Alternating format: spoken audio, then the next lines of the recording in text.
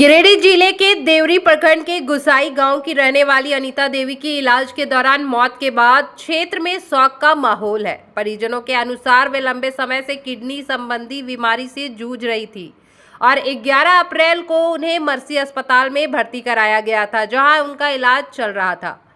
बताया जा रहा है कि 18 अप्रैल को दोपहर करीब 3 बजे उनकी तबीयत अचानक बिगड़ी और कुछ ही देर में उनकी मौत हो गई। घटना के बाद परिजनों में दुख और आक्रोश दोनों देखने को मिला। मृतका के परिजनों ने अस्पताल प्रबंधन पर गंभीर सवाल उठाते हुए आरोप लगाया कि बकाया बिल के भुगतान को लेकर शव सौंपने में देरी की जा रही थी। परिजनों का कहना है कि वे पहले ही बड़ी राशि जमा कर चुके थे, इसके बावजूद अतिरिक्त भुगतान को लेकर दबाव महसूस किया गया। वहीं अस्पताल प्रबंधन ने इन आरोपों से इनकार करते हुए कहा कि किसी तरह का दबाव नहीं बनाया गया और स्थिति को मानवीय दृष्टिकोण से संभालने का प्रयास किया गया। अस्पताल के अनुसार परिजनों की स्थिति को देखते हुए भुगतान में राहत दी गई। मर्सी अस्पताल की स्थापना स्वर्गीय डॉक्टर अमित गोंड द्वारा समाज सेवा के उद्देश्य से की गई थी।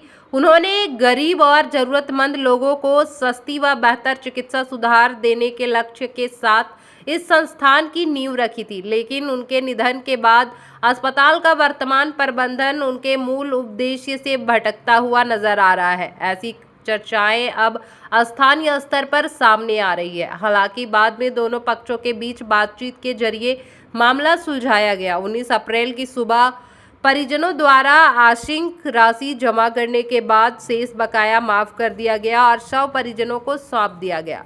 घटना के बाद इलाके में स्वास्थ्य सेवाओं की पारदर्शिता और व्यवस्थाओं को लेकर चर्चा तेज हो गई है।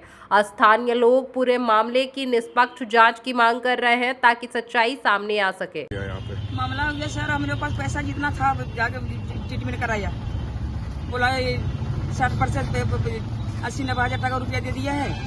आप बोल रहा है कि पैसा इतना देने पड़ेगा, 70 का कितना अभी 60 रुपया 70,000 हो गया। बोलो कल 3 बजे से बॉडी पे डेट किया है, बॉडी छोड़ना रहा। कब एडमिट हुआ था? एडमिट हुआ तो 1 सप्ताह हो गया है। क्या प्रॉब्लम था उनको? खून के कमी था, किडनी के इन्फेक्शन था। तो मतलब आप लोग का कहना है कि 90,000 तक खर्चा कर चुके हैं? 1 लाख से पार हो गया है। और अभी डॉक्टर साहब क्या बोल रहे हैं?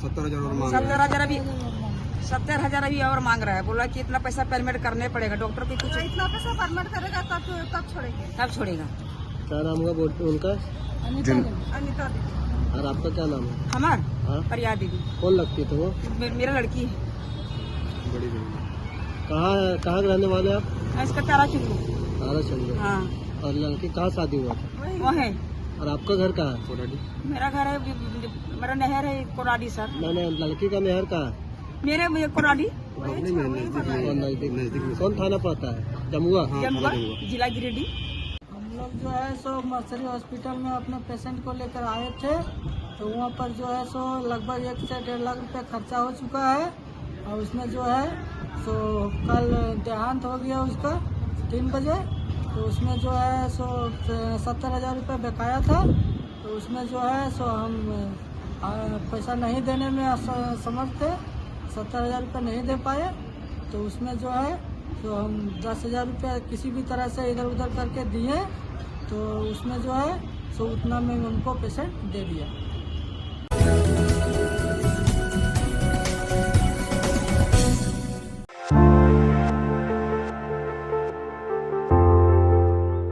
गिरिडीह जिले के हिरोडी थाना क्षेत्र में रविवार को एक पिकअप वैन हादसे का शिकार हो गई।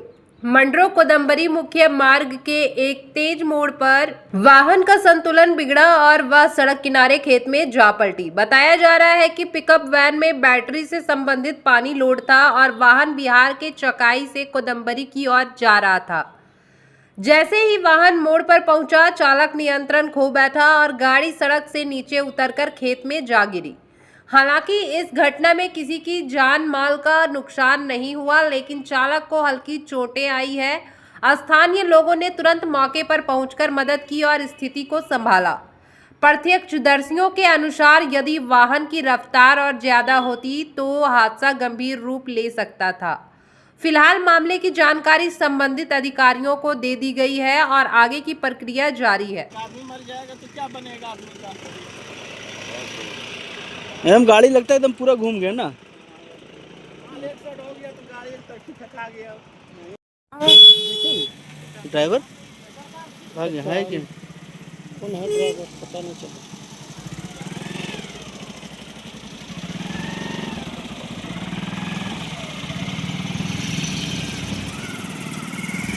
तो है चलाओ लगी ना चलाओ क्यों कैसे हो लो? ये एक तरफी हो गया मालवा है। तो माल एक तरफा हो गया उसी तरफ पलट गया मीडिया से। ठीक है तो कोई दिक्कत नहीं ना? नहीं हल्का हल्का है ना? इलाज जाके हॉस्पिटल में कराइए। क्या नाम हुआ? मेरा नाम हुआ एमडी मुस्तकीम अंसारी। एमडी मुस्तकीम अंसार। उनका? विकास यादव। विकास यादव। कहाँ इसी ड्राइवर है इसका ना? कहाँ से आ रहे थे? हम लोग आ रहे थे चकाई से। चकाई से। कहाँ जा रहे थे? यही आगे की जगह मालूम नहीं है। वो आदमी आ रहा है। क्या चीज़? इलेक्शन दे दिया तो उसी जा रहे थे। क्या चीज़ लोड था गाड़ी में? ये अपना बैटरी वाला पानी है।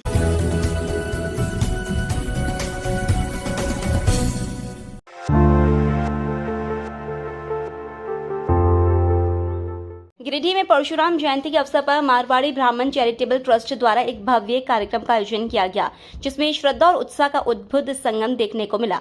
IMS रोड स्थित आयोजन स्थल पर समाज के लोगों ने भगवान परशुराम की विधिवत पूजा अर्चना कर कार्यक्रम की शुरुआत की।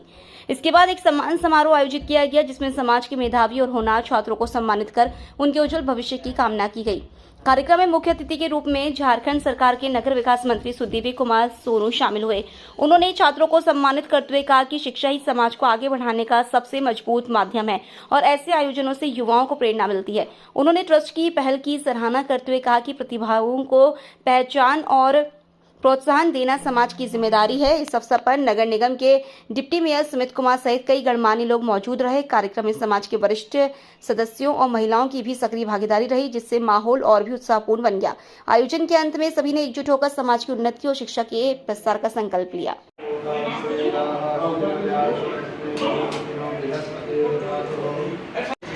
उसमें सबसे पहले गणेश जी का वंदन करते हैं। उसके बाद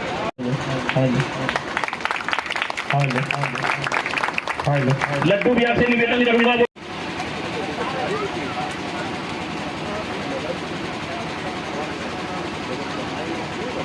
सिद्धांत शर्मा।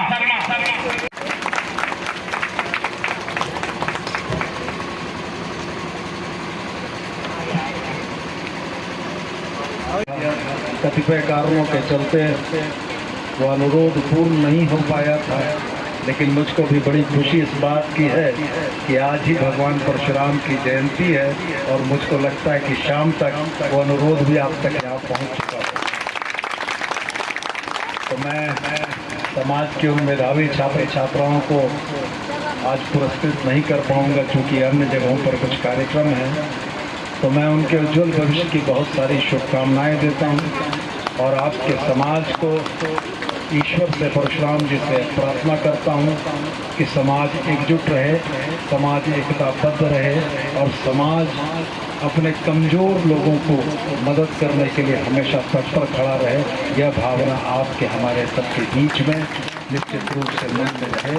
भगवान परशुराम जी की कृपा आप पर भी बनी रहे, गिरिडीह पर भी बनी रहे और उनके इस ओजस्वी व्यक्तित्व को याद करते हुए हम भी अपने आचरण में, अपने कर्तव्यों में उन्हीं चारित्रिक गुणों का योगदान रखें। मैं यह मानता हूँ कि जो महापुरुष थे उनके कर्तव्यों का अगर एक अंश मात्र भी हम लोग अपने जीवन में लागू कर पाए तो ये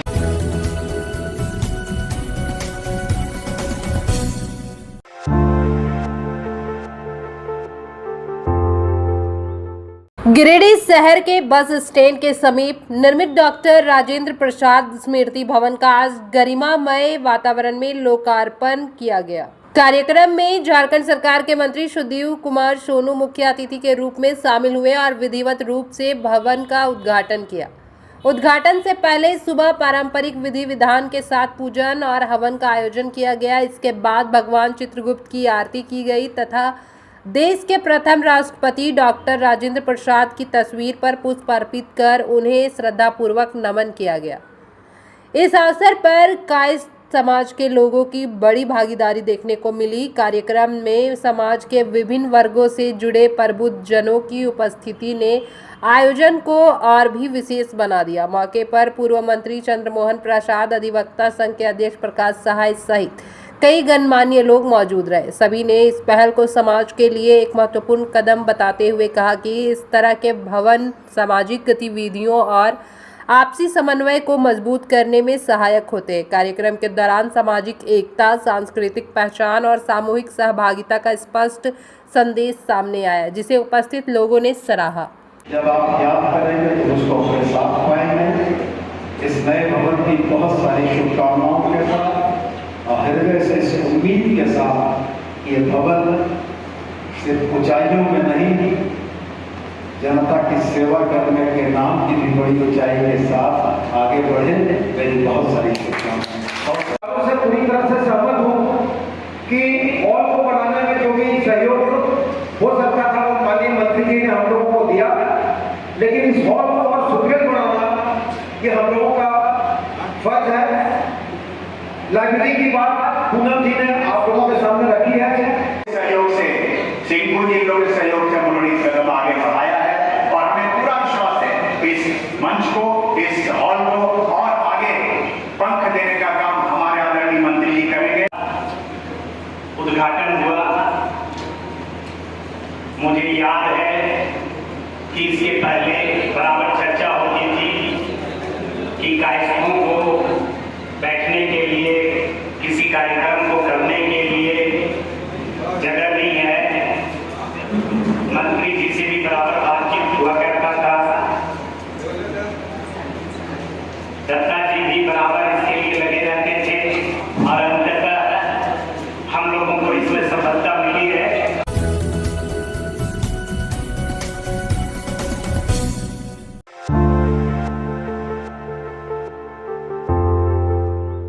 गिरिडीह जिले में झारखंड लोक सेवा आयोग द्वारा आयोजित संयुक्त असैनिक सेवा प्रारंभिक परीक्षा 2025 का आयोजन पूरी तरह शांतिपूर्ण और सफलतापूर्वक संपन्न हुआ।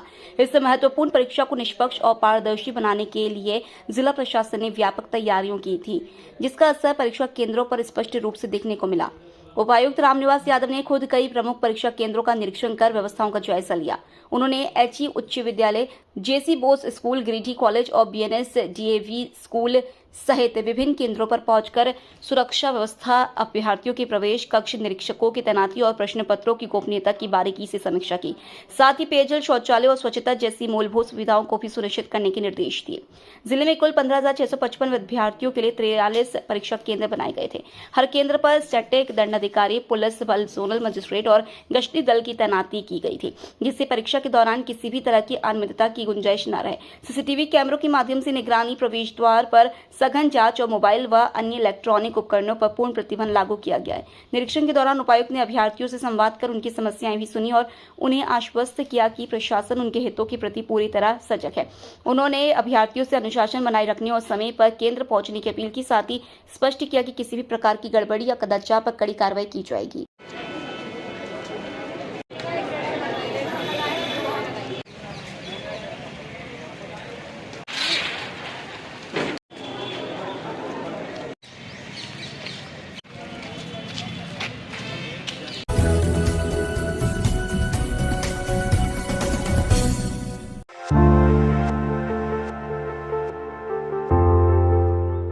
गिरिडीह जिले में अक्षय तृतीया के अवसर पर संभावित बाल विवाह की घटनाओं को रोकने के लिए विशेष सतर्कता बरती गई। इस दिशा में बनवासी विकास आश्रम ने जिला प्रशासन के साथ मिलकर बाल विवाह मुक्त भारत अभियान के तहत सतर्कता दिवस मनाया। अक्षय तृतीया के दिन विवाह जैसे मांगलिक कार्यों को शुभ माना जाता है। ऐसे में इस अवसर पर बाल विवाह की आशंका को देखते हुए प्रशासन और सामाजिक संगठनों ने संयुक्त रूप से निगरानी व्यवस्था मजबूत की। इस दौरान जिले के विभिन्न संभावित स्थलों, खासकर मंदिरों में निगरानी दस्ता तैनात किया गया ताकि किसी भी तरह की बाल विवाह की घटना को समय रहते रोका जा सके। बाबा दुखहरण नाथ मंदिर गिरिडीह, बराकर शिव धाम, पीरताड़, राजदाह धाम सरिया और शिव शक्ति धाम सरिया समेत कई धार्मिक स्थलों पर विशेष जागरूकता कार्यक्रम भी चलाए गए। इस अभियान में बाल विवाह निषेध पदाधिकारी, पंचायत प्रतिनिधि, धर्मगुरु और सामाजिक कार्यकर्ताओं की सक्रिय भागीदारी रही। सभी ने मिलकर लोगों को बाल विवाह के दुष्परिणाम और कानूनी प्रावधानों की जानकारी दी। बनवासी विकास आश्रम के निदेशक सुरेश शक्ति ने स्पष्ट कहा कि किसी भी परिस्थिति में बाल विवाह को स्वीकार नहीं किया जा सकता। उन्होंने बताया कि बाल विवाह प्रतिषेध अधिनियम 2006 के तहत यह दंडनीय अपराध है, जिसमें दोषी पाए जाने पर सजा और जुर्माने का प्रावधान है। वहीं अभियान से जुड़े कार्यकर्ताओं ने कहा कि लगातार जागरूकता के कारण अब लोगों में समझ बढ़ी है और आम नागरिक भी ऐसे मामलों की सूचना प्रशासन को देने लगे हैं। प्रशासन और समाज के इस संयुक्त प्रयास से जिले में बाल विवाह रोकथाम को लेकर सकारात्मक माहौल बनता दिख रहा है। नमस्कार, मैं पंचायत सचिव ग्राम पंचायत अब्दोनीपुर और मटकुका। आप सभी ग्रामवासियों से निवेदन है कि जैसा कि हम लोग जानते हैं कि बाल विवाह एक अपराध है और बाल विवाह यानी उचित नहीं है, तो आप सभी से, ग्रामीणों से एवं स्थानीय जनप्रतिनिधि अथवा जो भी फ्रंट लाइन वर्कर्स हैं, उन लोगों से अनुरोध है कि अपने पंचायत में देखें कि कोई बाल विवाह तो नहीं हो रहा है। खासकर 19 अप्रैल 2026 जैसा हम लोग सब जानते हैं कि अक्षय तृतीया का दिन है और इस दिन शुभ काम बहुत ज़्यादा होते हैं, अर्थात विवाह आदि कार्यक्रम भी होने की प्रबल संभावना रहती है। इसमें हम लोगों का ये नैतिक कर्तव्य बनता है कि हम लोग बाल विवाह या 18 वर्ष से कम आयु की कन्या या पुरुषों का, बालकों का विवाह न हो सके। मेरा नाम अभिषेक कुमार पांडे है और मैं बाबा राकर्षी धाम श्री 108 बाबा राकर्षी धाम मंदिर का पुजारी हूँ और यहाँ पे हम लोग कुल मिलाकर सबूत मिलाकर 12 पंडित जी हैं यहाँ पे हम लोग। और यहाँ आज अक्षय तृतीया के शुभ अवसर पर हमारे बाल विवाह को कारगर करने के लिए हमारे यहाँ पे एक सदस्य आए हुए हैं जो कि हम लोगों से पूछताछ करने की अनुरोध किए हुए हैं। तो हम लोग यह बता दें कि हमारे मंदिर में 18 वर्ष से आयु अधिक होती है लड़की का, तभी यहाँ पे शादी की जाती है, और 21 वर्ष से ज़्यादा अधिक होता है लड़के का, तभी यहाँ पे शादी किया जाता है। बाबा दुखनाथ, बहुत हर्षित के साथ सबको बोलना पड़ रहा है कि बाबा दुखनाथ में जो भी विवाह करने आए कृपया उम्र देख ले।